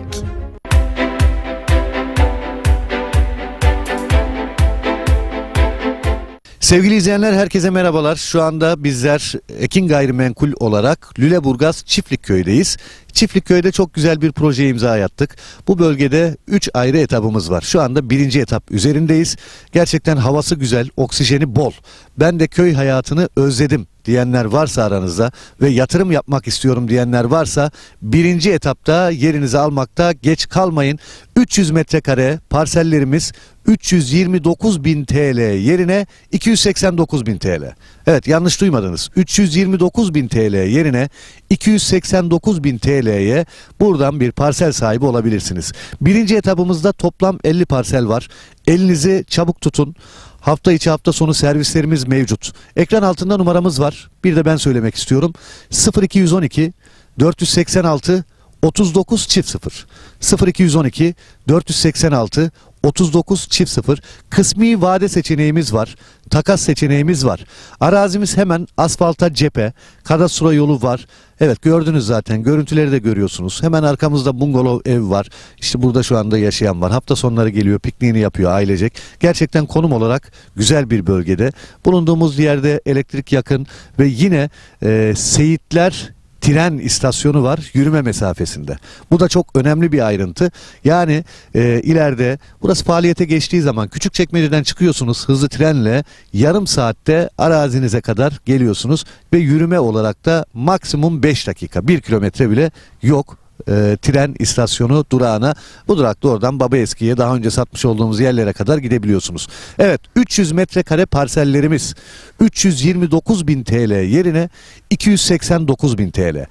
0212 486 39 00 0212 486 39 00. Lüleburgaz'ı benim anlatmama gerek yok. Lüleburgaz'ı herkes biliyor. Biliyorsunuz Kırklareli'nin en büyük ilçelerinden birisi, organize sanayi bölgesiyle. Binlerce çalışan var sanayi bölgesinde. Yüzlerce fabrika var. Bu bölgeden yer aldığınız zaman kazanmama şansınız yok. Biz bu zamana kadar yapmış olduğumuz projelerde 1'e 2, 1'e 3, 1'e 5 kazananları biliyoruz. Evet, bütün projelerimiz kazançlı alışveriş. O yüzden sizler de Lüleburgaz Çiftlikköy'den gelin bir parsel sahibi olun. 300 metrekare parsellerimiz, ana asfalta cephe, dümdüz bir yer, yeşil bir alan. Ekranlarda görüyorsunuz zaten. 329.000 yerine 289.000 TL. Şok fiyat. Bu fiyatı kaçırmayın. Hafta içi hafta sonu servislerimiz var. Hangi gün müsaitseniz söyleyin, sizi getirelim. Özellikle hafta sonu kalabalık bir şekilde geliyoruz. Sabah kahvaltımızı yapıyoruz. Araçlarımız saat 11'de Beylikdüzü'nden kalkıyor. Beylikdüzü'nden hep birlikte geliyoruz. Arazimizde sunumumuzu yapıyoruz. Arzu edenler beğeniyor. Tapunuzu hemen alıyorsunuz. Önce tapunuzu alıyorsunuz, sonra ödemenizi yapıyorsunuz.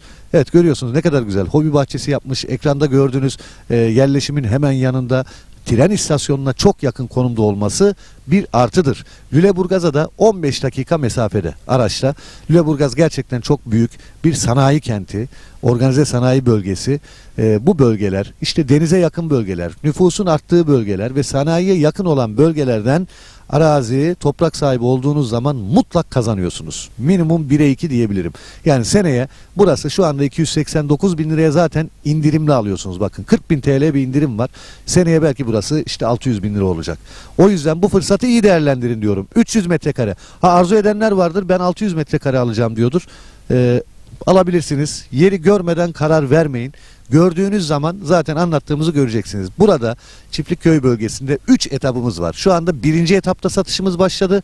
1. etapta benim bulunduğum yer. Evet, kadastro yolunun şu anda ben üzerindeyim. Arkamda bungalov ev var.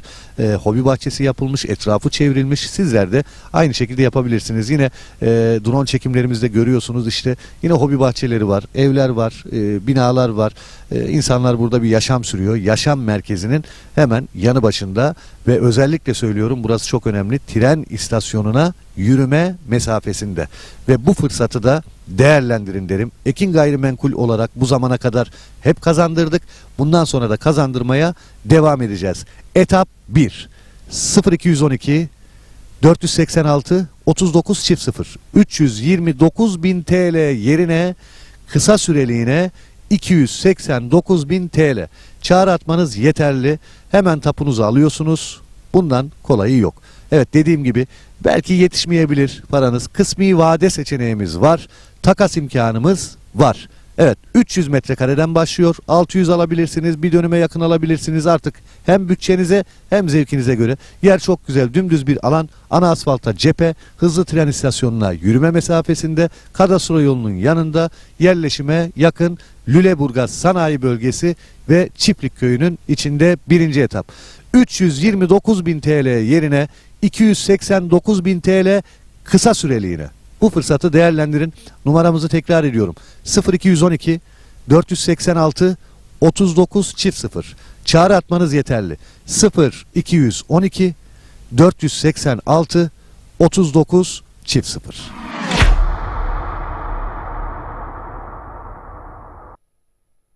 Sevgili izleyenler, herkese merhabalar. Şu anda bizler Ekin Gayrimenkul olarak Lüleburgaz Çiftlikköy'deyiz. Çiftlikköy'de çok güzel bir projeye imza attık. Bu bölgede 3 ayrı etapımız var. Şu anda 1. etap üzerindeyiz. Gerçekten havası güzel, oksijeni bol. Ben de köy hayatını özledim diyenler varsa aranızda ve yatırım yapmak istiyorum diyenler varsa 1. etapta yerinizi almakta geç kalmayın.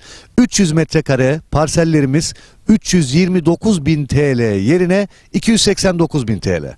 Evet, yanlış duymadınız. 329 bin TL yerine 289 bin TL'ye buradan bir parsel sahibi olabilirsiniz. 1. etapımızda toplam 50 parsel var. Elinizi çabuk tutun. Hafta içi hafta sonu servislerimiz mevcut. Ekran altında numaramız var. Bir de ben söylemek istiyorum. 0212 486 39 çift 0. 0212 486 39 çift 0. Kısmi vade seçeneğimiz var. Takas seçeneğimiz var. Arazimiz hemen asfalta cephe. Kadastro yolu var. Evet, gördünüz zaten. Görüntüleri de görüyorsunuz. Hemen arkamızda bungalov ev var. İşte burada şu anda yaşayan var. Hafta sonları geliyor, pikniğini yapıyor ailecek. Gerçekten konum olarak güzel bir bölgede. Bulunduğumuz yerde elektrik yakın ve yine Seyitler tren istasyonu var yürüme mesafesinde. Bu da çok önemli bir ayrıntı. Yani ileride burası faaliyete geçtiği zaman Küçükçekmece'den çıkıyorsunuz hızlı trenle, yarım saatte arazinize kadar geliyorsunuz ve yürüme olarak da maksimum 5 dakika, 1 kilometre bile yok. Tren istasyonu durağına, bu durakta oradan Babaeski'ye, daha önce satmış olduğumuz yerlere kadar gidebiliyorsunuz. Evet, 300 metrekare parsellerimiz 329 bin TL yerine 289 bin TL. 0212 486 39 çift 0. 0212 486 39 çift 0. Lüleburgaz'ı benim anlatmama gerek yok. Lüleburgaz'ı herkes biliyor. Biliyorsunuz Kırklareli'nin en büyük ilçelerinden birisi, organize sanayi bölgesiyle. Binlerce çalışan var sanayi bölgesinde. Yüzlerce fabrika var. Bu bölgeden yer aldığınız zaman kazanmama şansınız yok. Biz bu zamana kadar yapmış olduğumuz projelerde 1'e 2, 1'e 3, 1'e 5 kazananları biliyoruz. Evet, bütün projelerimiz kazançlı alışveriş. O yüzden sizler de Lüleburgaz Çiftlikköy'den gelin bir parsel sahibi olun. 300 metrekare parsellerimiz, ana asfalta cephe, dümdüz bir yer, yeşil bir alan. Ekranlarda görüyorsunuz zaten. 329 bin yerine 289 bin TL. Şok fiyat. Bu fiyatı kaçırmayın. Hafta içi hafta sonu servislerimiz var. Hangi gün müsaitseniz söyleyin, sizi getirelim. Özellikle hafta sonu kalabalık bir şekilde geliyoruz. Sabah kahvaltımızı yapıyoruz. Araçlarımız saat 11'de Beylikdüzü'nden kalkıyor. Beylikdüzü'nden hep birlikte geliyoruz. Arazimizde sunumumuzu yapıyoruz. Arzu edenler beğeniyor. Tapunuzu hemen alıyorsunuz. Önce tapunuzu alıyorsunuz. Sonra ödemenizi yapıyorsunuz. Evet, görüyorsunuz ne kadar güzel. Hobi bahçesi yapmış. Ekranda gördüğünüz yerleşimin hemen yanında. Tren istasyonuna çok yakın konumda olması bir artıdır. Lüleburgaz'a da 15 dakika mesafede araçla. Lüleburgaz gerçekten çok büyük bir sanayi kenti, organize sanayi bölgesi. Bu bölgeler, işte denize yakın bölgeler, nüfusun arttığı bölgeler ve sanayiye yakın olan bölgelerden arazi, toprak sahibi olduğunuz zaman mutlak kazanıyorsunuz. Minimum 1'e 2 diyebilirim. Yani seneye burası şu anda 289 bin liraya zaten indirimli alıyorsunuz. Bakın 40 bin TL bir indirim var. Seneye belki burası işte 600 bin lira olacak. O yüzden bu fırsatı iyi değerlendirin diyorum. 300 metrekare. Arzu edenler vardır, ben 600 metrekare alacağım diyordur. Alabilirsiniz. Yeri görmeden karar vermeyin. Gördüğünüz zaman zaten anlattığımızı göreceksiniz. Burada Çiftlikköy bölgesinde 3 etapımız var. Şu anda 1. etapta satışımız başladı. 1. etapta benim bulunduğum yer. Evet, kadastro yolunun şu anda ben üzerindeyim. Arkamda bungalov ev var. Hobi bahçesi yapılmış, etrafı çevrilmiş. Sizler de aynı şekilde yapabilirsiniz. Yine drone çekimlerimizde görüyorsunuz işte. Yine hobi bahçeleri var, evler var, binalar var. İnsanlar burada bir yaşam sürüyor. Yaşam merkezinin hemen yanı başında ve özellikle söylüyorum, burası çok önemli. Tren istasyonuna yürüme mesafesinde ve bu fırsatı da değerlendirin derim. Ekin Gayrimenkul olarak bu zamana kadar hep kazandırdık. Bundan sonra da kazandırmaya devam edeceğiz. Etap 1 0212 486 39 0 329 bin TL yerine kısa süreliğine 289 bin TL. Çağrı atmanız yeterli. Hemen tapunuzu alıyorsunuz. Bundan kolayı yok. Evet, dediğim gibi belki yetişmeyebilir paranız. Kısmi vade seçeneğimiz var. Takas imkanımız var. Evet, 300 metrekareden başlıyor. 600 alabilirsiniz. Bir dönüme yakın alabilirsiniz artık. Hem bütçenize hem zevkinize göre. Yer çok güzel. Dümdüz bir alan. Ana asfalta cephe. Hızlı tren istasyonuna yürüme mesafesinde. Kadastro yolunun yanında. Yerleşime yakın. Lüleburgaz Sanayi Bölgesi ve Çiftlikköy'ünün içinde 1. etap. 329 bin TL yerine 289 bin TL kısa süreliğine. Bu fırsatı değerlendirin. Numaramızı tekrar ediyorum. 0212 486 39 0. Çağrı atmanız yeterli. 0212 486 39 0.